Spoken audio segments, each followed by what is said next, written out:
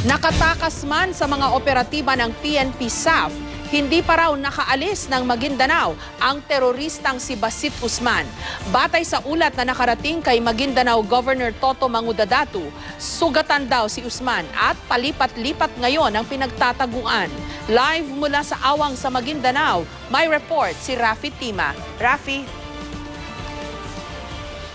Yan nga, Jessica, ang kinumpirma ng ayon kay Governor Mangudadatu ay isang A1 source. Ibig sabihin ay hindi raw matatawaran ang pinanggalingan ng impormasyon na yan. Sugatan at palipat-lipat ng pinagtataguan. Yan ang impormasyong ipinarating umano ng mga mapagkakatiwalaang source ni Maguindanao Governor Toto Mangudadatu tungkol sa teroristang si Basit Usman. Bagaman nakatakas, tinamaan din umano si Usman sa operasyon ng PNP Special Action Force kung saan napatay ang international terrorist na si Zulkifli Binhir alias Marwan. Ano daw po yung injury niya? Sa left side ng kanyang katawan, sa balikat. At yung kanang kamay naman medyo hindi rin nakakagalaw dahil meron siyang mild stroke. Maliit na grupo na lang daw ang kasama ni Usman na nagpapalipat-lipat ng taguan sa mga masapano at mga karatig na lugar. Nasabi na raw ni Mangudadatu sa militar ang eksaktong lugar na sinasabing iniikutan ni Usman. Ang sinasabi ng source namin, pinakamarami dyan is 20 sila. No?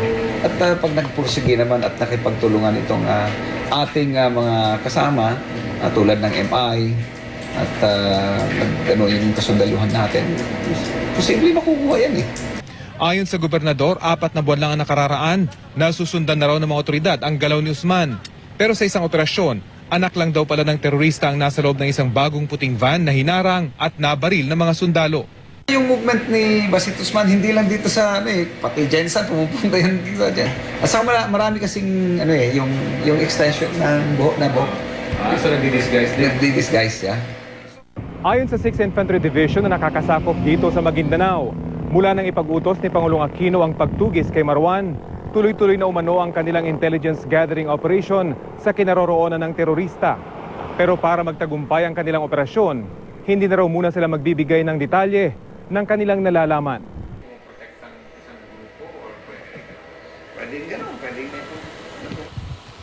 Ayon, Jessica, kay Governor Mangudadatu, may mga sibilyan naman na tumutulong at nagbibigay ng impormasyon sa kanila. Pero hindi rin maikakala na yung mga komunidad na nadadaanan nitong grupo ni Usman ay takot magsalita. Kaya naman hinikayat ng gobernador ang lahat na makipagtulungan na lang sa pamahalaan at isumbong yung kanilang nalalaman tungkol sa kinaroroonan nitong si Basit Usman habang siya ikang ay on the run bago siya makapag-regroup at muling makapaghasik ng kaguluhan, Jessica.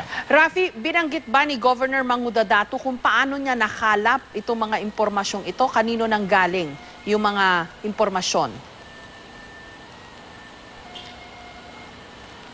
Several sources daw ito, Jessica, mula sa civilian, at sabi niya ay maging sa MILF ay nagtanong-tanong din siya at nung makalat niya ito at kumbaga makonsolidate, ayun na nga talagang confirmed yung mga lugar na kanyang sinasabi. Hindi na niya binanggit yung lugar at yun daw ay ipinasa na niya sa militar at nakausap na raw niya mismo ang mga opisyal nitong 6th Infantry Division at nasabi na kung ano yung mga nalalaman niyang mga impormasyon, Jessica. Okay, kasi kung accurate na indikasyon ito, hindi pala mahirap masundan itong si Usman, Rafi.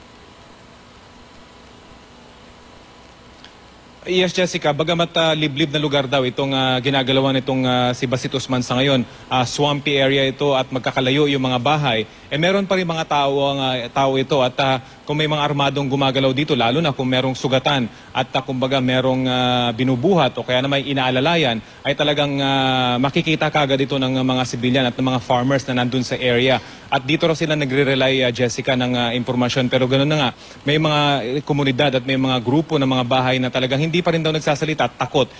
Sinabi ni Governor Mangudadatu ay hindi raw nagtatagal ng 2 araw sa isang lugar itong si Basit Usman at talagang paikot-ikot.